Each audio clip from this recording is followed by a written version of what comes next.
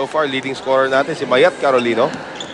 And Axel is the official outfitter of the Shakey's V-League. And here is Ers Iratay continuing her dominating performance from the service line. Until Ariel Patnongon said enough of that. 17-13. Now ito, test of character for Ateneo. Can you force a fourth set without Eliza Valdez? Oh, pwede pa to. They're down by only 4. Right. Patnongon now It can start with the serve of Ariel Patnongon. Who's usually on the money pagdating sa kanyang serve. That's another nice one there. Napunta lang kay Jen eh. Yun nga lang, kung hindi si Reyes yun. Oh, Charo Soriano, changing it up. Dalia Cruz, and she will score. So far, it's Ateneo with 6 attack points and the Philippine Army with 9. As you take a look at the 10th attack of the Philippine Army. 18-13. Balse. Nice dig that time by Lazaro. Here's Gretchen Ho, denied by Bunag. Back set now for Hervasio. Cross court. Beautiful cross court hit by Z. Kita mo yung mukha doon ni Iratay at saka ni Dalia Cruz. Talaga nagawa niya yun. Saan dumaan yun? Normally, pag ganyan kasi, nakatingin ka kagad sa blocker. Sa blockers mo eh. Bakit nilakalusot yun? Mukha ni Dalia Cruz. Pang-cartoon eh. Iratay. Cruz. Oh, she wants to get it back. But nice dig that time by Ferrer. Here's Kainglet. They go to Kainglet once again. Dug up that time by Bautista. And the net violation. It appears on Gretchen Ho. That's right. Correct call. Gretchen Ho with a net violation. 19-14. Timeout. Roger Gurayev. Nakakawag ka dito. Tutok mo lang. Hintayin mo yung bola lumapit sa kami mo. Tsaka ito lang ang gamitin. Ganyan. Talo ka doon kasi umuopensa siya eh. Ano yung kukunti? Kanina, dikit na dikit. Dikitan niyo lang mga konti pa, mga 3 points. O, diretso sipin lagi ha. Yes. 19-14. Philippine Army not even returning Tina Salak dito. So hindi pa sila nababahala dito sa dikit na ginagawa ng Ateneo. The moment you see Tina Salak back in the game and Rachel Andakis, nabahala na sila. Alarmed. So, Ferrer, cross court, Kainglet, Cruz. Oh, nice set. Setting job by Dalia Cruz. Nene Bautista responding to that open hit. Ilang puntos na kaya ito si Nene? Dumadami na bigla yan, ha? 20-14. Here is Michelle Carolino. Lazaro. Ferrer. Attacking is Kainglet and denied by Dalia Cruz. Umabante na ng husto itong Philippine Army. 21-14. Another timeout for Ateneo. Enjoy nyo na yung laro. Tapos na yung set. Enjoy nyo yung laro. Ha? Enjoy nyo ha. Tapos itong araw na to. Tapusin natin. Bukas ibang araw na. Kasi importante yung bukas. Sige na. Hindi na maawat yan eh. Sige na lang. Enjoy nyo yung laro. Konti na lang yan. Buli nyo. Reverse psychology na. Kulang lang sabihin, itulog nyo na yan, ha? Pagtapos dito, tulog na para bukas na ulit, ibang araw na. Pero there are some players who will actually respond fiercely to that.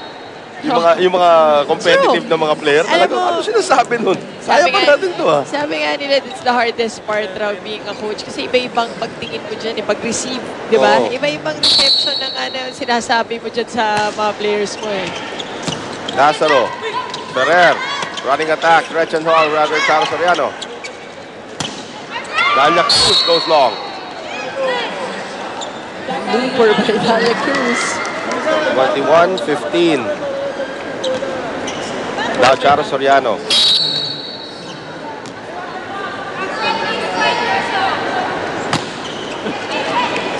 Here's Cruz, Iratay, Bautista, top spin, and that's enough to get the point. Alam, dumadami na puntos ni Nerissa. And you know, Nerissa Bautista, again, bringing in that beach volleyball skill. Right. Nakita niya malayo siya sa net. Gusto niya ng shorter distance went for an off-speed. Nilagpasan yung dalawang blocker sa Ateneo na nasa net.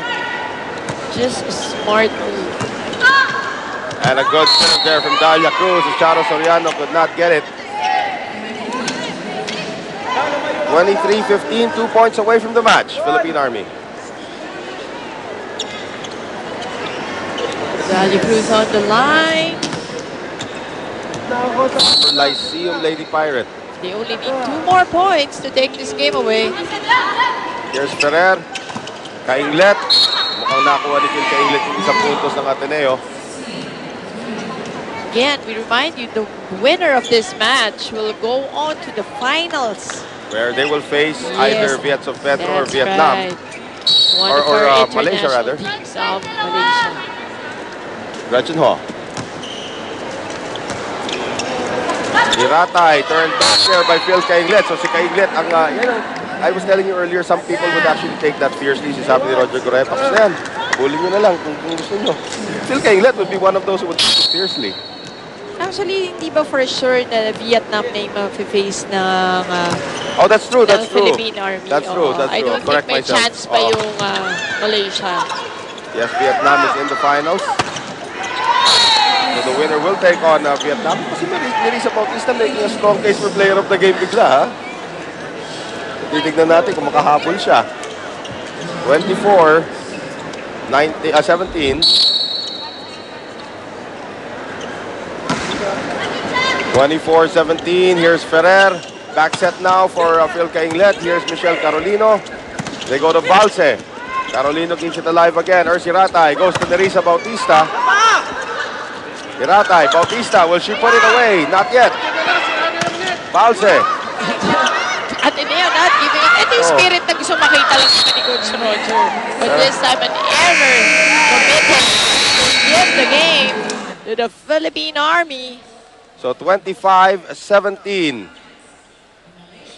At yan pong naging score dito. Let's take a look at our V-League winning play. After Ateneo made that last stand. Itong kupuna ng Philippine Army marches on to the finals where they will face Viets of Petro of Vietnam. And now Andre Mulla is with our V-League player of the game. Thanks, Noel. I'm here with our Shakey's best player of the game. Pero it was actually very difficult to select which one actually played their best. Kasi lahat sa buong lineup, I think, maganda yung nilaro today. But I'm here with Mayet Carolino scoring 11 points in today's game. Mayet, alam natin, sabi ni Coach Rico kanina, very humbly sinabi niya, parang napahinga kayo ng konti. Nakabalik kayo sa training 2 weeks pa lang pero nag-twice a day kayo. Ano yung difference sa paglalaro ninyo ngayon coming from a championship nung nakaraang Shakey's V-League? Yung nakaraan sa ngayon, talagang mas mataas yung ngayon kasi meron tayong international. So, mas okay at mas ano sa amin. Rangon. Mas okay yung laro. Sige. So, bukod doon, isa pang gusto rin naming malaman. I'm sure a lot of people nagwa-wonder nito. Dahil buong-buo yung team ninyo intact. Lahat kayo national players. Pero ngayon, meron kayong mga guest players. Tulad ng na-mention natin kanina, halos lahat maganda yung nilaro. Pero merong dalawang bagong addition sa lineup. Nandiyan si Ruby De Leon, nandiyan din si Nerissa Bautista. Meron mga adjustments na ginawa kayo para mas mag-gel kayo inside the court? Wala naman. Parang ganun lang din si Ruby. Matagal na rin namin nakasama. Ganun din si Nerissa. Kaya nag-bonding na lang kami. Nagbabanda lang yung team. Sama-sama lang kumain. Ganun. Kwentuhan. Okay, yan ang di alam ng mga tao. No? These players actually know each other at sama-sama yan pag off the court. And itong si Mayet, ang ating best player, I can see that you have a list here. So I assume marami kang gustong pasalamatan. Ang dami. Sige. Happy birthday po kay Jen Sabas. Hi to Jen Ferrer, sabi niya. Tsaka maraming salamat po sa mga sumusuporta sa amin. Kay General Eduardo Oban, Chief of Staff, Lieutenant General Arturo Ortiz, Colonel De Rosario, Colonel Cabading, Colonel Javier, Colonel Bayani, Class 85 of PMA, Mr. Junil Baculi, Mr. Ruby, Coach Francis, Coach Colonel Loyaw, General Palmeya, Major Holagnok, Captain Engkot, Lieutenant Misanes, and congratulations to Philippine Army Dragon Boat and to all ASCOM at SSU personnel. Hi, Karch and Mikey Shah.